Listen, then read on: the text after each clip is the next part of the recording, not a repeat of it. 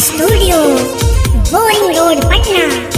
Recordist Roshan Hegde, pop singer JP Tiwari.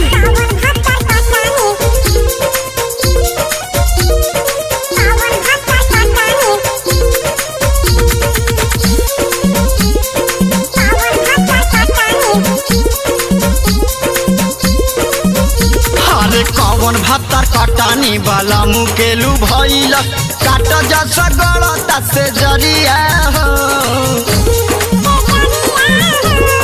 सखी हो। कौन भातर कटानी वाला मुकेलू भइल काट जैसा गलता से जरिया हो। गावाना कराई के सजन भागी गइले, गावाना कराई के सजन भागी गइले, के करा के धरिया कवरिया हो। कौन भातर कटनी वाला मुकेलू भइल काट जस गलता से जरिया हो। कौन भातर कटनी वाला मुकेलू भइल काट जस गलता से जरिया हो। कौन भातर कटनी वाला मुकेलू भइल।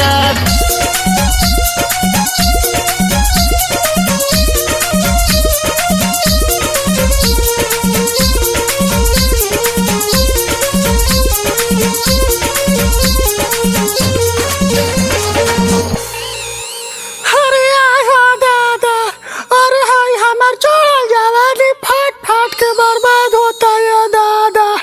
अरे हमारे राजा जी कहाँ चल गए ये दादा। अरे कौन सौतीनिया मोती मारला से ये दादा।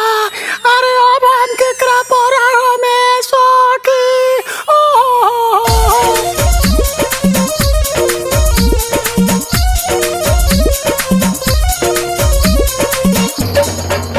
मोरा चढ़ली जवानी फाटता, चोलिया हमें जो बन नहीं आटता। मोरा चढ़ली जवानी फाटता, चोलिया हमें जो बन नहीं आटता। हाथवा के में हदी नहीं छूटल हो चोलिया के बांध नहीं खुलल हो चोलिया के। उमड़ल जवानी मोर मारदा के खोजे, उमड़ल जवानी मोर मारदा के खोजे, राती चाहे दिन दुपहरिया हो। कौन भातर कटनी वाला मुकेलू भइल काट जसा गलता से जरिया हो। कौन भातर कटनी वाला मुकेलू भइल।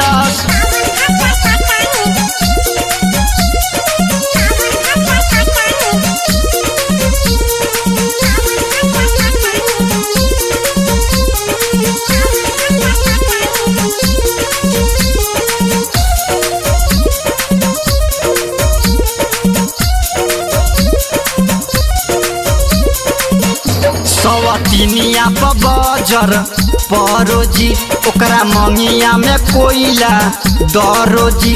सवतिनिया बजर परोजी ओकरा मंगिया में कोयला दरोजी। लहंगा के आगी ओकर बुति जाऊ डईनी के नु किस्मत फुटी जाऊ डईनी के। कहियो न समहु त कैले धन कुटानी, कहियो न जे पिपिया कैले धन कुटानी, मुसर बिना डोह के वो खरिया हो।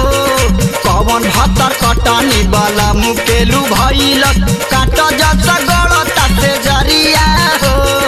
कौन भातर कटनी वाला मुकेलू भइल काट जसा गलता से जरिया हो। कौन भातर कटनी वाला मुकेलू भइल काट जसा गलता से जरिया हो। कौन भातर कटनी वाला मुकेलू भइल।